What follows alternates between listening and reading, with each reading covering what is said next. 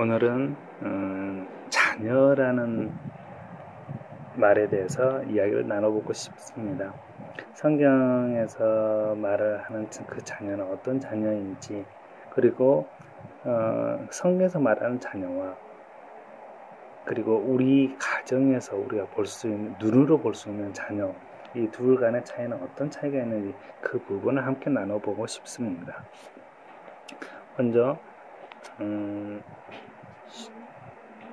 에스겔서 46장을 한번 보면은 16절, 왕이 자기 아들에게 땅을 선물로 주면 그 땅은 그 아들의 자손의 것이 되며 그들 가족의 재산이 될 것이다 라고 되어 있습니다. 왕이 자기 아들에게 땅을 선물로 준다고 되어 있습니다. 그랬더니 그 선물은 그 아들의 자손, 그 아들의 후손이죠. 아들의 후손 것이 그 소유가 되며 그 가족의 재산, 이것은 다시 말하면 기업이라고 다른 성경 버전에서는 표현합니다. 그들 가족의 기업이 될 거라고 합니다. 그러면 이 기업이라는 말은 어떤 것과 연결이 되냐면은 시편 127편을 보시면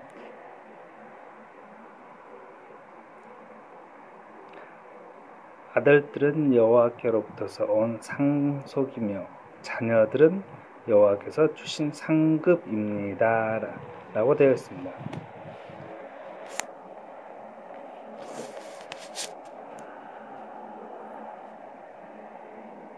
자녀는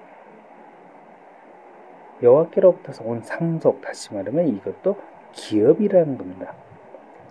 자녀는 여호와께 개역 한글 번역에서는 기업이라고 되어 있죠. 여호와께로부터서 온 기업이 자녀라고 되어 있는데, 아까 그 에스겔 46장을 보면은 거기에서는 왕이 자기 자녀에게 땅을 기업으로 준다고 되어 있습니다. 땅을 선물로 준다고. 그러면 이 땅이라는 것은 다시 말하면 시편 127편을 보면 아들들이라고 말을 할 수 있습니다. 그러면 왕과 왕의 아들이라고 되어 있는 에스겔서의 그 표현은 조금 좀 차이가 있겠죠. 에스겔서에 있는 그 왕의 아들은 다시 말하면은 우리가 알고 있는 예수아를 말합니다.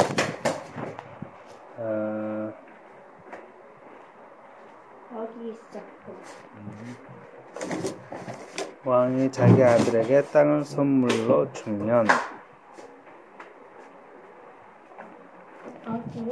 왕이 아들에게 땅을 선물로 준다고 되어 있습니다. 그래서 때 요한복음에서는 예수님이 그런 말씀하시죠. 아버지께서 나에게 보내주신 자들만이 그들이 나의 소유가 된다고 되어 있습니다. 이 말씀이 에스겔서 46장의 말씀과 같은 맥락을 이룬다고 볼 수 있겠죠. 바로 자녀라는 것은 단순히 자녀가 아니라 왕의 아들에 해당되는 자녀입니다. 그래서 그 자녀는 왕족의 자녀가 되는 것이고, 그 왕족의 자녀는 그 기업을 어떤 식으로 이어받는지, 그걸 이어받는 그 내용들을 어떻게 기록하냐면은 대개 왕들은 이렇게 기록합니다. A가 B를 낳고 B가 C를 낳았다 라고만 이야기하면 됩니다. 왜냐면 모든 것은 왕의 것이기 때문에 왕 다음에 누가 왕이 되었는지가 중요하지, 우리 일반 시민들은 아버지가 죽으면 큰 아들은 아파트 가져가고, 둘째 아들은 논밭을 가져가고, 셋째 아들은 뭐 사업체를 가져가고, 이렇게 가져가는 항목들을 구분해서 말을 해야 되는데, 반해 왕들은 그런 걸 구분할 필요가 없습니다. 왕 다음에 그 다음에 계승하는 자가 누구인지만 기술하면 됩니다. 그래서 마태복음 1장 1절에 있는 그 모든 족보들은 왕족의 족보가 되는 것입니다.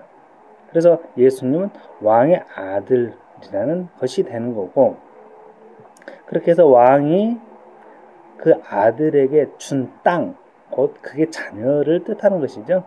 그 자녀가 그 왕의 아들의 기업이 되는 것입니다. 그래서 그 기업이 그 아들을 기쁘게 하고 영광되게 하는 것인데, 그러면 우리 현실에서 우리가 느낄 수 있는 자녀들은 어떤 것인지 그걸 한번 보시겠습니다. 우리가 자녀를 올바르게 키우면 어떻게 되죠? 이 자녀가 부모를 공경하는 효심이 가득한 그 자녀로 성장하게 되면은 그 부모의 노후가 굉장히 평안합니다. 즐겁죠. 그렇지만 이 자녀를 우리가 어떤 사랑이 결핍되게 하고 대화가 단절된 채로 방관하듯이 자녀를 키우게 되면 우리 부모는 늙고 그 자녀가 성장했을 때 그 자녀는 부모를 공경하지 않습니다. 자기가 당했던 만큼 그 부모에게도 고스란히 돌려주게 되죠. 농부에게 땅이 있을 때 농부가 열심을 다해서 그 땅에 정성을 다하면 그 땅은 농부에게 아름다운 소출을 줍니다. 그런데 농부가 게으르면 그 땅 역시 그 농부에게 주는 것 역시 별거 없죠. 그래서 게으른 자는 먹지도 말라 했던 것이 바로 그겁니다. 자녀를 대하는 부모에게 해당되는 말인 거죠. 부모가 자녀를 대할 때 지극정성으로 대하지 않으면은 그 부모는 훗날 그 자녀로부터 먹을 것을 얻지 못합니다. 그러나 부모가 자녀를 대할 때 장차 자기가 자녀에게서 받아야 된다는 것을 염두에 두고 자기가 베푼 만큼 받는다고 생각하면 자녀에게 어떻게 대해야 될지 알게 될 것입니다. 성경에서 말씀하는 자녀라는 내용과 우리가 실제로 이야기하는 그 자녀의 내용이 사실은 같다는 것을 알 수 있습니다.